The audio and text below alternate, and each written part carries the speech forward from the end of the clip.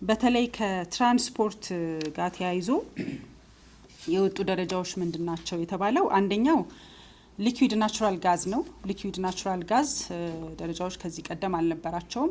የተወሰኑ ደረጃዎች የተወሰኑ አስገዳጅ ያልሆኑ ደረጃዎች ቢኖሩም እነዛን አሻሽሎ ስታንዳርዶች የወጡበት ደረጃ አለ። አንደኛው ሌላኛው ደግሞ የኤሌክትሪክ መኪናዎች አሉ። እንደምታውቁት እነዚህ የኤሌክትሪክ መኪናዎች በተለይ ከቻርጂንግ ጋር ተያይዞ የተለያየ ከሞተር ጋር ተያይዞ ከተለያዩ ኮምፖነንቶች ጋር ተያይዞ አሁን አዲስ ያው እንደ ሀገር በጣም ብዙ ኤሌክትሪክ መኪናዎችን እየተጠቀምን ስላለን እነሱን በደረጃ በደም መቃኘት ስለሚያስፈልግ እሱ ላይም በደም ኢንዴፕዝ ነው የተሰራበት ማለት ነው።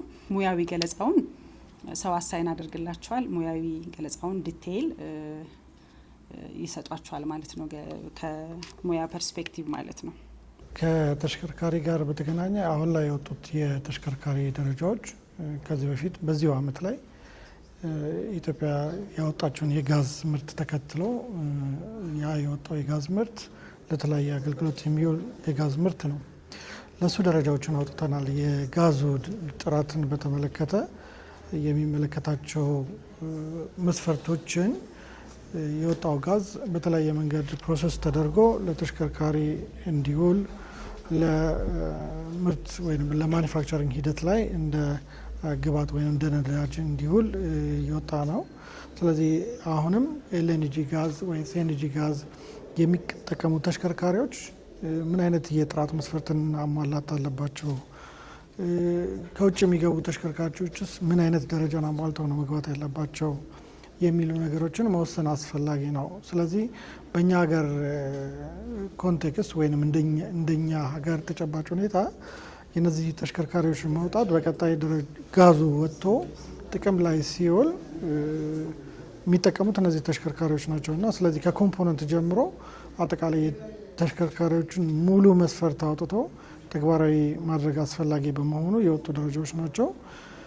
ሌላው ከዚሁ ጋር ተያይዞ የወጣው የኤሌክትሪክ ተሽከርካሪ የቻርጂንግ ስቴሽኖች ከዚህ በፊት ኮምፖነንቶቹን አውጥተናል። አሁን ቀሪ ኮምፖነንቶች ቀሪ የቴክኖሎጂዎችን በሚመለከት የወጡ ናቸው። ስለዚህ ኤሌክትሪክ ተሽከርካሪዎች በሰፊው እየገቡ ነው፣ ከውጭ ጥቅም ላይ እየዋሉ ነው። ስለዚህ እነዛ ተሽከርካሪዎች ቻርጅ የሚያደርጉበት ስቴሽን መሟላት ያለበት ኢኩፕመንት ቴክኖሎጂን በተመለከተ የወጡ ናቸው። ይሄ ብቻ አይደለም። በቀጣይ እነዚህ ተሽከርካሪዎች ከገቡ በኋላ በአገልግሎት ሂደት ይበላሻሉ። ስለዚህ ሰርቪስ ያስፈልጋቸዋል፣ ሜንቴናንስ ያስፈልጋቸዋል። ስለዚህ አጠቃላይ ይህንን አገልግሎት ሰንሰለት ተከትሎ አስፈላጊ የሆኑ ደረጃዎችን እያወጡ ተግባራዊ ማድረግ አስፈላጊ በመሆኑ የወጡ ናቸውና በዚህኛው ለቦርድ የቀረቡ ደረጃዎች ላይ እነዚህ ተካተውበት የተሟላ ሆኖ ተዘጋጅቶ እንዲጸድቅ ያስፈለገበት ምክንያት ዋነኛው እነዚህ ናቸው።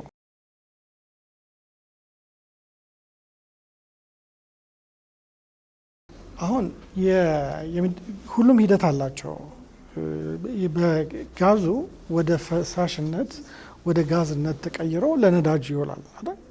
ስለዚህ ያ የሚወጣው የተፈጥሮ ጋዝ ለተሽከርካሪ ሲውል ምን መሆን አለበት? ጋዙ ወደ ፈሳሽነት ተቀይሮ ያንን መሸከም የሚችል የማጠራቀሚያ ያለው ወይም ያንን ፕሮሰስ ማድረግ የሚችል የተሽከርካሪ አይነት ነው መውጣት ያለበት።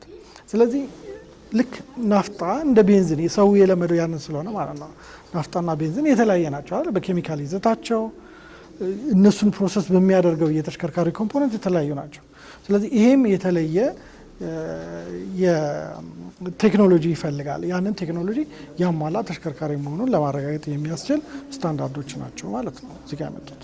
ስለዚህ በአጠቃላይ በትራንስፖርት ዘርፉ ላይ ከጋዝ ጋር በተገናኘ ከኤሌክትሪክ ተሽከርካሪ ጋር በተገናኘ ከባቡር ጋር በተገናኘ እነዚህ የትራንስፖርት መሰረተ ልማት ላይ የተጓደሉ ደረጃዎች ተሟልተው አገልግሎት እንዲሰጥና ቁጥጥር እንዲደረግም ወይም ደግሞ አገልግሎት የሚሰጠውም አካል በዚህ ልክ ጥራቱን ጠብቀው እንዲሰጥ ለማስቻል የወጡ ደረጃዎች ናቸው። ተፈጥሮ ጋዝ ስንመጣ ልክ እንደ ኮንቬንሽናል የነዳጅ ተሽከርካሪዎች ጋዙ ወጥቶ ለተሽከርካሪ ጥቅም ላይ ከመዋሉ በፊት የሚሄዱ ሂደቶች አሉ። ያንን ሂደት ከዚህ ቀደም ባወጣነው ደረጃ የተካተቱ ናቸው። አሁን ልክ እንደ ጋዝ እንደ ነዳጅ ማደያ ተሽከርካሪው ሄዶ ነዳጁን ወይም ጋዙን ወስዶ ለተሽከርካሪ አገልግሎት የሚውልበት የተሽከርካሪ አይነቶች ይለያሉ። ያ ማለት የነዳጅ ማጠራቀሚያው ይለያል፣ የትራንስሚሽን ላይኖቹ ይለያሉ። ዋና አንድ ተሽከርካሪ ማሟላት ያለበት የሴፍቲ መስፈርቶች ወይም የደህንነት መስፈርቶች እንደ ፍሬን ምናምን የመሳሰሉት ተመሳሳይ ቢሆኑም፣ ቦዲው ተመሳሳይ ቢሆንም፣ የኮሚኒኬሽን የምንላቸው ተመሳሳይ ቢሆኑም ግን ይሄኛው የሚጠቀመው እንደ ኢነርጂ የሚጠቀመው ጋዝ ነው፣ ያኛው ደግሞ ቤንዚን ናፍጣ ነው። ስለዚህ በቤንዚንና በናፍጣ መካከል ራሱ ተሽከርካሪዎች መካከል ራሱ ልዩነት አለ። ስለዚህ ያንን ልዩነት መሰረት እያደረገ ቴክኒካል ዲቴይሎችን የያዘ መስፈርት ነው እዚህኛው ላይ። ስለዚህ አንድ ጋዝ የሚጠቀም ተሽከርካሪ ምን አይነት የሳልቫቲዮ ይኖረዋል፣ ምን አይነት የትራንስሚሽን ላይን አለው፣ ምን አይነት የሴፍቲ መስፈርቶች አሉት የሚለው የሴፍቲንም የፐርፎርማንስንም አጠቃላይ የተሽከርካሪንም መስፈርቶችና ደረጃዎችን ያካተተ ነው። ሙሉ ኮምፖነንቶቹንም የተሽከርካሪውንም አካል የያዘ ደረጃዎች ናቸው ያሉት። ልክ የናፍጣ ተሽከርካሪ ልክ እንደ ቤንዚን ተሽከርካሪ እንደሚለየው አሁን ደግሞ የኤልኤንጂ ጋዝ የሚጠቀም ሲኤንጂ የሚጠቀሙ ተሽከርካሪዎች ምን አይነት የቴክኒካል መስፈርትን ማሟላት አለባቸው? እነዚህ ተሽከርካሪዎች እዚህም ቢመረቱ ቢገጣጠሙም ከውጭ የሚመጡ ያንን መስፈርት አሟልተው መምጣት አለባቸው ማለት ነው። ስለዚህ የተሽከርካሪውን ኮምፖነንት ቤዝ ያደረገ ማለት ነው። የተሽከርካሪዎቹን የአካል አጠቃላይ እያንዳንዱን ኮምፖነንት መሰረት ያደረገ መስፈርት ነው የወጣው ማለት ነው። ስለዚህ ምን አይነት የነዳጅ መቀበያ ይኖረዋል፣ ምን አይነት ማጠራቀሚያ ይኖረዋል፣ ምን አይነት ትራንስሚሽን ይኖረዋል፣ ምን አይነት ሴፍቲ የደህንነት መጠበቂያዎች ይኖሩታል የሚሉ ዝርዝር መስፈርቶችን የያዙ ናቸው ለነዚህ የተሽከርካሪዎች የወጡት ማለት ነው። ይህንን ተሽከርካሪ ወደ ሀገር ውስጥ የሚገቡበት መንገድ ይህን የሚጠቀሙ እና ሀገር ውስጥ ያንን ምርት መጠቀም የሚችሉበት መስፈርት ነው ማለት እንችላለን። ይሄኛው እንደዛ ነው። ምክንያቱም መንግስትም አሁን ላይ ሀገራችን የተፈጥሮ ጋዝ ካወጣች ያንን የተፈጥሮ ጋዝ ለሚፈለገው አገልግሎት እንዲውል ለማድረግ አንደኛው አገልግሎት ለትራንስፖርት አገልግሎት እንዲውል ስለሆነ ይህንን የሚጠቀሙ ተሽከርካሪዎች ይህንን ለመጠቀም የሚያስችል መስፈርትን ማሟላት አለባቸው ማለት ነው። ስለዚህ ይህንን ለመጠቀም የሚያስችሉ መስፈርቶችን ማሟላት መቻላቸውን ለማረጋገጥ ደግሞ ምን ያስፈልጋል ማለት ነው? ደረጃ ያስፈልጋል ማለት ነው።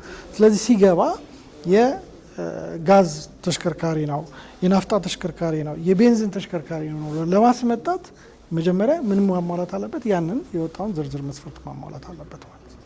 ሊጠቅሷቸው የሚችሉ ለምሳሌ አንድ ተሽከርካሪ እንደዚህ ለአብነት ሊጠቀስ የሚችል መስፈርት የተቀመጠ መስፈርት ምንድን ነው? የዚህ የጋዝ ኤልኤንጂ ጋዞችን የሚጠቀም ተሽከርካሪ የሚኖረው የማጠራቀሚያ ወይም መቀበያ ከሌላው ይለያል።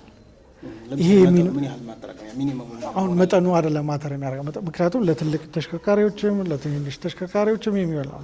ስለዚህ በጣም ፍራይት ቬሂክሎችም ሊጠቀሙት ይችላሉ፣ መለስተኛ ተሽከርካሪዎችም ሊጠቀሙ ይችላሉ። መጠኑ ሳይሆን የእቃው አይነት፣ የደህንነቱ ሁኔታ የተጠበቀ መሆኑ፣ የትራንስሚሽን ላይ ነው። እነዚህ በሙሉ የተለዩ ናቸው።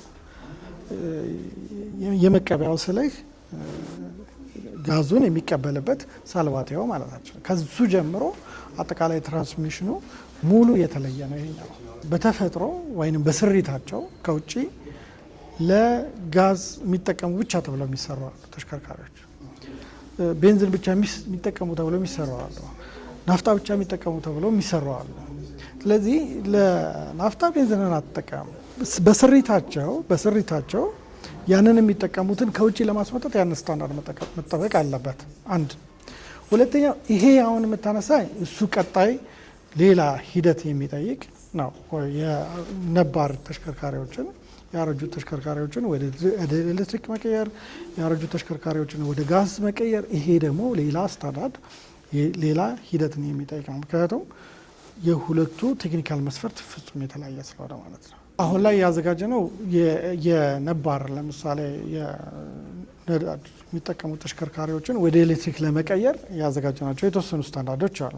ምክንያቱም ሞተሩ ይቀየራል፣ ሙሉ በሙሉ ሞተሩ ይቀየራል። የባትሪ የሚይዝበት ቦታ ይፈልጋል። የባትሪ አቅሙ ምን ያህል ነው የሚለው አሰስመንት ይፈልጋል። ስለዚህ ዝም ብለህ ያን ሞተር አምጥተህ ሌላ የምትገጥምበት አይደለም። ይህንን ሂደት እንዴት ነው የምትከተለው? ኢቭን አሁን የትራንስፖርት ሴክተር ላይ ስትቀይረውስ እንዴት ነው የምታደርገው? ታርጋ ያወጣው ሻንሲ ቁጥር ተይዞ የነዳጅ ተሽከርካሪ ተብሎ ነው ወይንም የቤንዚን ተሽከርካሪ ተብሎ ነው። ስለዚህ እሱ ወደ ጋዝ ሲቀየር፣ እሱ ወደ ኤሌክትሪክ ሲቀየር እንዴት ነው አንድ የሚደረገው? እንዴት ነው ተሽከርካሪ? ምክንያቱም በየአመቱ ቦሎ ይሰራ፣ ቴክኒካል ብቃቱ መረጋገጥ አለበት። ሰው አገልግሎት የሚውል ነው፣ ደህንነቱ የተጠበቀ መሆን አለበት። ስለዚህ እነዚህን ሙሉ አሰራሮችና ሙሉ ቴክኒካል መስፈርቶችን የያዘ ስታንዳርድ ለማውጣት እስካሁን ያወጣ ነው ኤሌክትሪክ ነው። ግን ቀጣይ ምክንያቱም ይሄ የኛ ሀገር ፖቴንሻል ስለሆነ ቀጣይ ምን አይነት ሂደት ተከትለው ነባር የትኞቹስ ተሽከርካሪዎች ናቸው ፖቴንሻሊ ወደዚህ ሊቀየሩ የሚችሉት የሚሉት እየታዩ ደረጃዎቹ የሚወጡበት አካሄድና አሰራር እንከተላለን።